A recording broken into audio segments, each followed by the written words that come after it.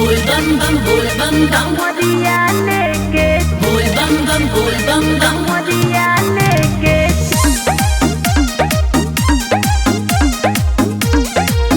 बोल बम मोरिया लेके चलो राजा देवा घर में बन गईला संसद रजहू 24 के लहार में। अरे बन गईला संसद रजहू 24 के लहार में, 24 के लहार में। कंवरिया लेके चला राजा देवा घर में। कांवरिया लेके चला राजा देव घर में मोरिया लेके चलो बोल बम राजा देवा घर में मनले मनवती बानी कहरब सोमारी जी। हमारा पदाया कैले भोला त्रिपुरारी जी। हरे रउआ का बुझाई बोल बम मनले मनवती बानी करब सोमारी जी।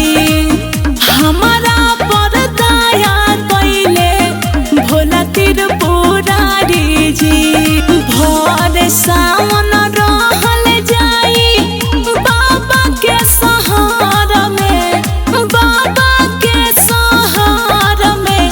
कंवरिया लेके चला राजा देवा घर में कि जल ढारे चला भोला के नगर में। कांवरिया लेके चला राजा देव घर में बोल बम बम बोल बम बम मोरिया लेके बोल बम बम बोल बम बम मोरिया लेके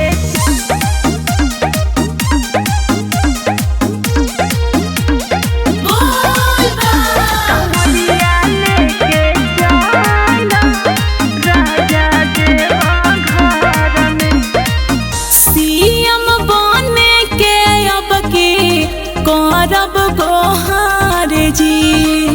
सुनली है भोले दानी और जी हमार जी।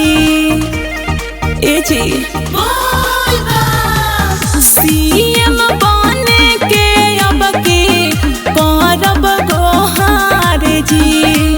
सुनली है भोले दानी और जी हमार जी। सारा सुख दिहले भोला हमनी के घर में, हमनी के घर में। कंवरिया लेके चला बाबा के नगर में कि जल ढारे चला भोला के नगर में। कांवरिया लेके चला राजा देव घर में